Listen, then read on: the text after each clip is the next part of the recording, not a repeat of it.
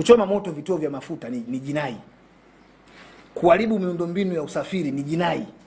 Kuua watu ni jinai. Alafu tunateua tume ambayo tunajua haina mamlaka kwenda kuchunguza jinai. Alafu inaleta ripoti afu inasema yenyewe haina mamlaka ya kuchunguza jinai. Bado hujachanganyikiwa tu hapo. Kwa hiyo kama walikuwa hawana mamlaka maana yake hawakuchunguza. Na kama hawakuchunguza maana yake hawajui. Na kama hawajui sasa walienda kufanya kazi gani? Kwa sababu moja kati ya adidu za rejea ni adidu rejea namba 4 nadhani hapa inazungumza waende wakachunguze madhara yaliyotokana na vurugu. Ambao moja ya madhara ni vifo, kifo ni jinai. Kuharibu miundombinu ni jinai. Kwa hiyo tume hamna ilichokifanya, imekuja tu kutusomea hotuba siku ile. Kama rushwa ni kichocheo na kama hotuba inavyosema kwamba vyombo vya dola viko kazini wakati wote, swala la rushwa ni mamlaka ya TAKUKURU. Tutarajia sio vurugu zitokee ndio iundwe tume ndio ije tuletee majibu. TAKUKURU itakiwa kuwa kazini kama inavyokuwa kazini wakati wote, kutuambia kwamba kuna watu wamekamatwa na rushwa uchaguzi, kuna watu wamekamatwa na rushwa kuchochea. Sio kama umenielewa Intelligence ipo, polisi wana intelligence yao, commission ya intelligence inaongozwa na Chazi Mkumbo, commissioner wa polisi. Kuna idara ya usalama wa taifa. Lakini inapokujaga swala la vitishio vya kiusalama ndani ya nchi, vyombo vyote huwa vinashirikiana.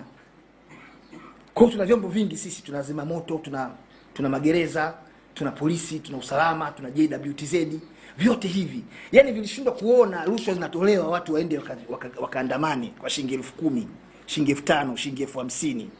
Hotuba inasema kuna mtu aliahidiwa atatoa milioni 5 imtoe kimaisha. Vyombo havijui. Na tunaposema vyombo, hivi ni trained vyombo. Watu wamesomeshwa, watu wana weledi, watu wana uzoefu wa kutosha, mpaka vitu vinatokea. Kwa hiyo ndio maana nimesema kuna wakati ukiwa unafuatilia sana ya mambo kwenye vyombo vya habari na nini, unaweza ukachanganyikiwa kabisa. Wale watu zaidi ya 500 ambao tuliwakamata wale, walikuwa wanafanya uhaini wale vijana waliofuata mkumbo wale. Sio walisamehewa.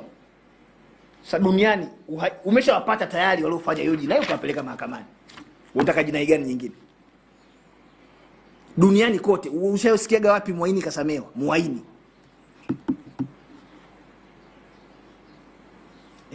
Kwa hiyo kuna vitu vingine ukiambiwa alafu ukatuliza akili kidogo, hujalewa, yani uko tu vizuri hivi, unachanganyikiwa. Mimi nakwambia, yani leo tume inasema haina uwezo wa kuchunguza jinai. Vyombo vya dola vitachunguza jinai na tutaunda tume ya kuchunguza hiyo jinai. Lakini tunao tayari waliofanya hayo makosa. Labda tuambiwe wale walioshtakiwa siku ile wale wakuu waliofanya haya mambo tuliwasingizia, tunakuwaonea.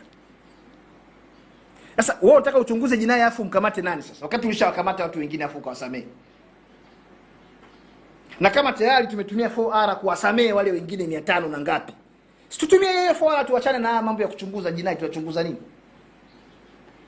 Tuachane na hiyo. Tubaki kwenye maliziano kama tumeona ndio itatuvusha hapa. Tuliziane tu basi, baada ya yaishe. Lakini huwezi kuliziana bila kumjua aliyefanya kosa na aliyefanyiwa kosa ni nani. Tunawajua tu watu upande mmoja, waliofanyiwa.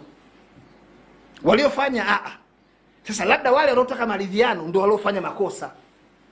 Likiweko pia hilo wazi itasaidia kurahisisha maridhiano yaweze kuonekana yana nia njema ya kulitoa taifa hapa lilipo.